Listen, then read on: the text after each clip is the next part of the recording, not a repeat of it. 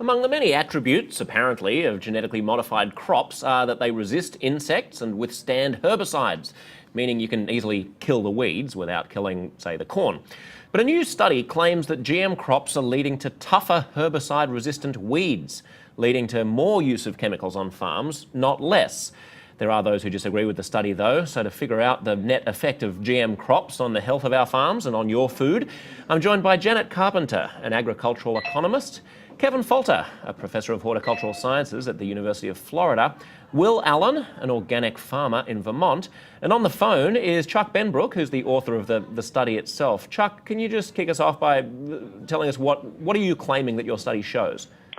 Well, my study documents the substantial increase in herbicide use that's occurred over the last approximate 10 years as corn, soybean, and cotton farmers in the U.S. have struggled to keep up with the emergence and spread of weed species that are resistant to glyphosate, the primary herbicide that's associated with genetically engineered herbicide-tolerant crops, also referred to as Roundup-ready crops.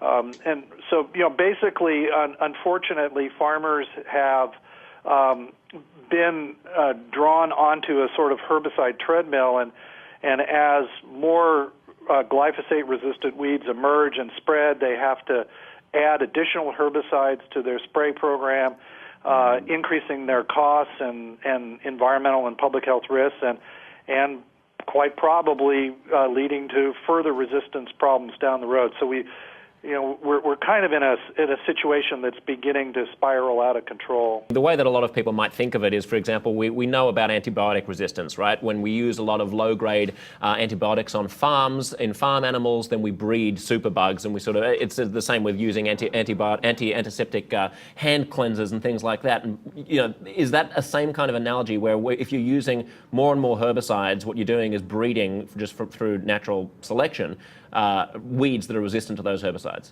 That's exactly right. I mean, it was really, it's just unimaginable that 150 million acres of cropland every year in the United States are sprayed with Roundup. That would be like treating all infectious disease with one antibiotic, and any doctor would tell you how long that would work for. As an organic farmer yourself, how do you see the proliferation of GM crops more broadly? For all the commodity crops, corn, cotton, soy, canola, they're genetically modified. Corn is like somewhere in the neighborhood of 80% genetically modified.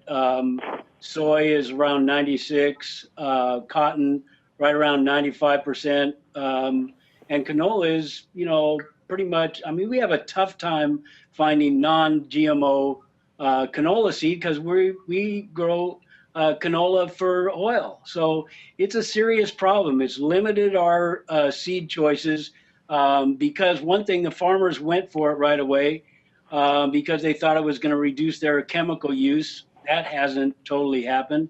I think that Chuck's right that it's insecticide use is down in those commodity crops. but herbicide use is way up in those commodity crops. And, we could argue about data sets forever, but none of the data sets are any good except the California EPA Department of Pesticide Regulation data set, because those are based on actual pesticide use reports, whereas all of the USDA surveys that are done by the National Agricultural Statistical Services are really surveys.